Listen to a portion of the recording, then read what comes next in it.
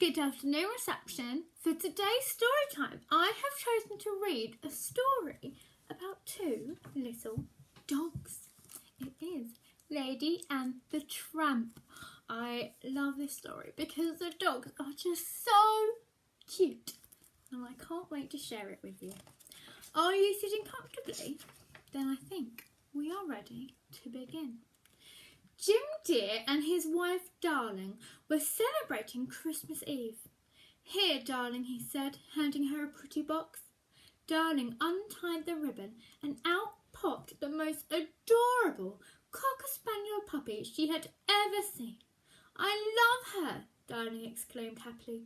She's a perfect little lady.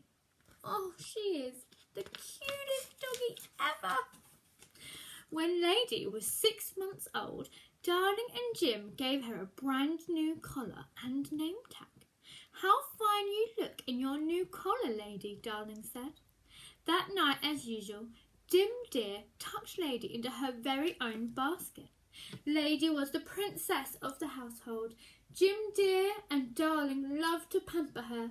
They gave her special treats from the table, and they always found time to play with her. Lady was sure that she was the luckiest dog in the whole wide world. But as spring blossomed into summer, Jim Dear and Darling began to play with Lady less and less.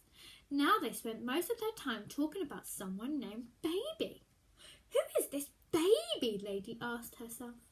A baby is nothing but a bundle of trouble, said a husky voice.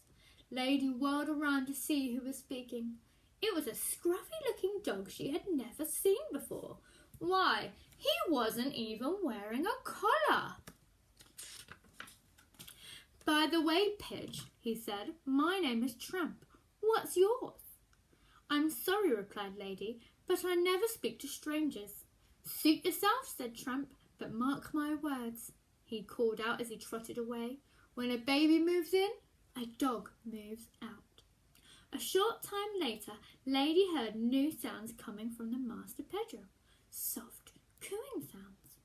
Come in, Lady, Darling said gently. There's someone I'd like you to meet. So this is what a baby looks like, thought Lady, wagging her tail happily. He's not awful at all. Why, he's almost as sweet as a puppy. Soon, life in Lady's household had almost returned to normal. But one day, a stern-looking woman barged through the front door, carrying a suitcase and a big basket. We're going away for a few days, Darling explained to Lady, and we're counting on you to take good care of the baby. Aunt Sarah here has come to help you. Two pairs of blue eyes stared at Lady from the basket. I wonder what she has in there, said Lady. She soon found out. The eyes belonged to Aunt Sarah's cat, Cy and Am. The two cats hopped out of the basket and made themselves at home. We are Siamese, if you please. We are Siamese, if you don't please, they hissed. Lady got the feeling that Cy and Am didn't like her, and for some reason Aunt Sarah didn't seem too friendly either. Lady watched sadly as Darling and Jim Dear walked out the door. Oh, please don't leave me here alone, she said softly. Oh dear. Aunt Sarah went upstairs to check on the baby. As soon as the Why can't Miss Hanley read today?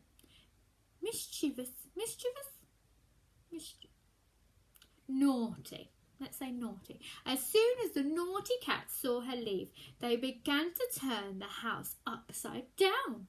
Stop that, Lady barked angrily. She really had her paws full trying to keep the goldfish and the canary safe from harm.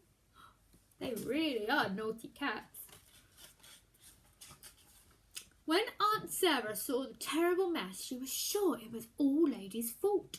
You naughty dog, Aunt Sarah scolded as she chased Lady from the house with a broom. Poor Lady.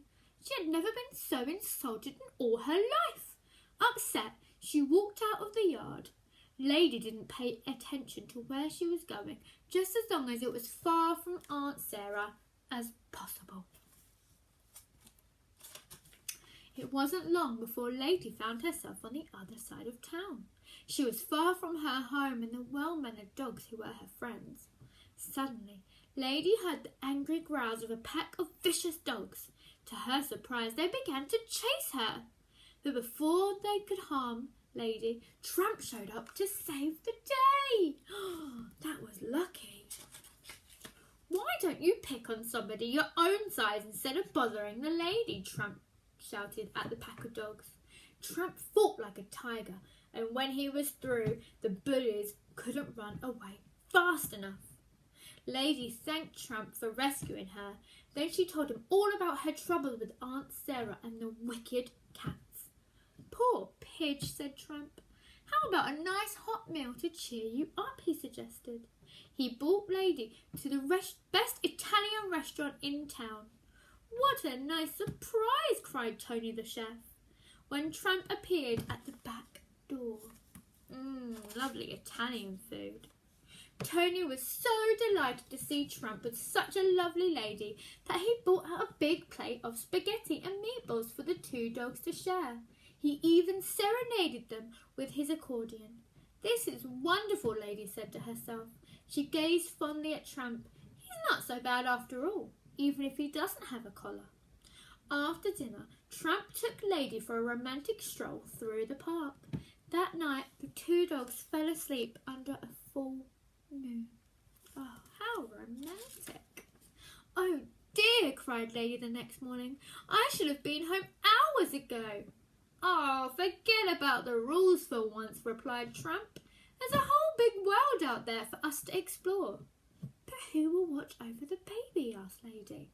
"You win," said Tramp. "I'll take you home." Their walk was quite pleasant until Tramp spotted a hen house. His eyes lit up at once. "Chickens!" he cried. "Ever chase chickens, Pidge? It's fun!" Before Lady could stop him, Tramp ran into the midst of a clucking hens. "Stop!" shouted Lady. But Tramp was having too much fun to stop until the owner of the hen house called the dog catcher. "Run, Lady, run!" called Tramp as he sped away. He thought Lady was right behind him, but Lady wasn't fast enough. As she rounded a corner, the dog catcher nabbed her and threw her into his wagon. Tramp had no idea what had happened to her. Oh no! Before she knew it, Lady was behind bars at the city pound. She was so ashamed. "What are you in for, sweetheart?" laughed Bull the bulldog. "Putting fleas on the butler?" Luckily, a kind dog named Boris told Lady that she had nothing to fear.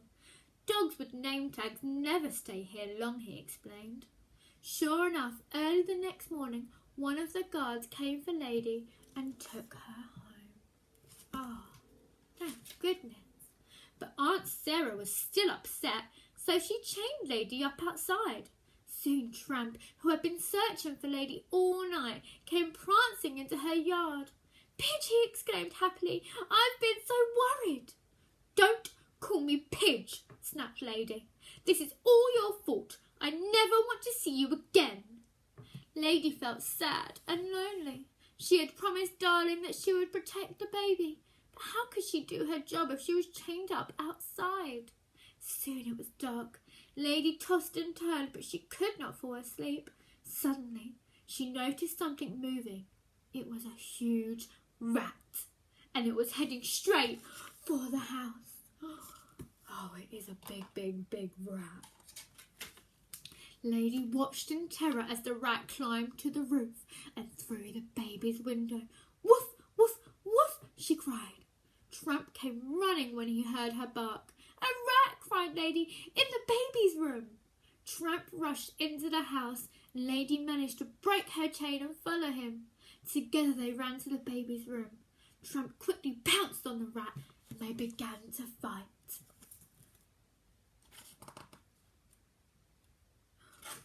Tramp and the rat rolled around on the floor, knocking over lamps and chairs. Finally, though, Tramp won. "Wah, wah, wah!" wailed the baby, who was frightened by all the noise. Aunt Sarah was awakened by the baby's cries. "Shoo!" she cried. "Get back, you brute! Down to the cellar with you!" Aunt Sarah wasted no time in calling the dog catcher, and for the first time in his life, Tramp found himself on his way to the pound.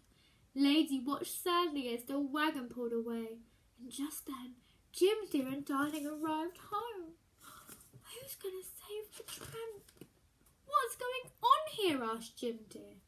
"I found a stray dog in the baby's room," exclaimed Aunt Sarah, "and your dog here was right beside him."